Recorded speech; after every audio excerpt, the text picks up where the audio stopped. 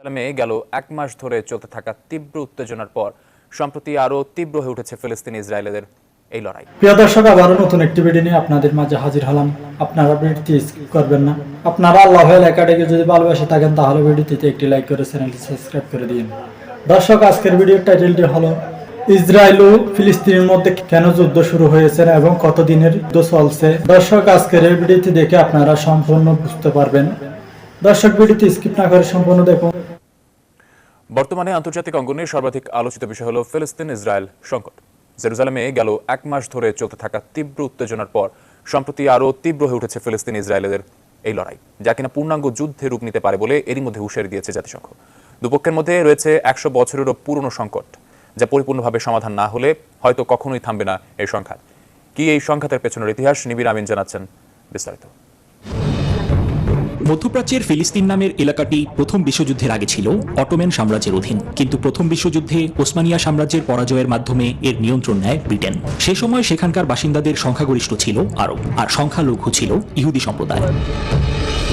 উত্তেজনা শুরুটা হয় তখনই যখন ইহুদিদের জন্য ফিলিস্তিনে একটি রাষ্ট্র প্রতিষ্ঠা করার দায়িত্ব ব্রিটেনকে দেওয়া হয়। ইউরোপে ব্যাপক ইহুদি নিপীড়ন এবং দ্বিতীয় বিশ্বযুদ্ধে ভয়ঙ্কর ইহুদি নিধনযজ্ঞের পর এক নতুন মাতৃভূমি তৈরির স্বপ্ন দেখছিল সম্প্রদায়টি। তখনই শুরু হয় ইহুদি আরবদের সহিংসতা। আর কোনো ধরনের সমাধান করতে না পেরে 1948 সালে ফিলিস্তিন ছাড়তে বাধ্য হয় ব্রিটেন। আর তখনই ইসরায়েল রাষ্ট্র প্রতিষ্ঠার ঘোষণা দেয় ইহুদি নেতারা।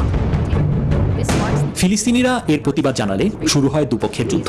আর বেশ কয়েক দফায় সংঘাতে শেষ পর্যন্ত 1967 সালে ফিলিস্তিনিদের পূর্ব জেরুজালেম এবং পশ্চিম তীর, সিরিয়ার গোলান মালভূমি, গাজা এবং মিশরের সিনাই অঞ্চল দখল করে নেয় ইসরায়েল। এখনও পশ্চিম তীর দখল করে আছে তারা। গেল 50 বছর ধরে নিজেদের দখলকৃত জায়গায় স্থাপন করা হচ্ছে ইহুদি বসতি।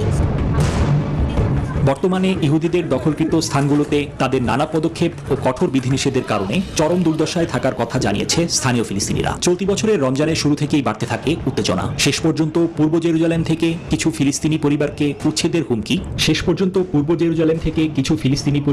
উচ্ছেদের হুমকি আরও ক্ষুব্ধ করে তোলে ফিলিস্তিনিদের।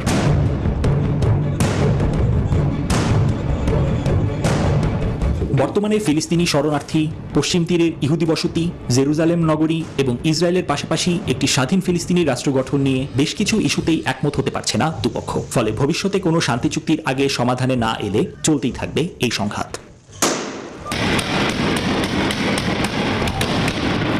নিবিড় আমিন, নিউজ 24।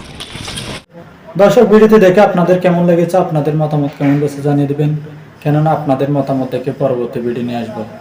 দর্শক, তাহলে আজকের মতো ভিডিওটি শেষ করলাম। দেখা হবে পরবর্তী ভিডিওতে।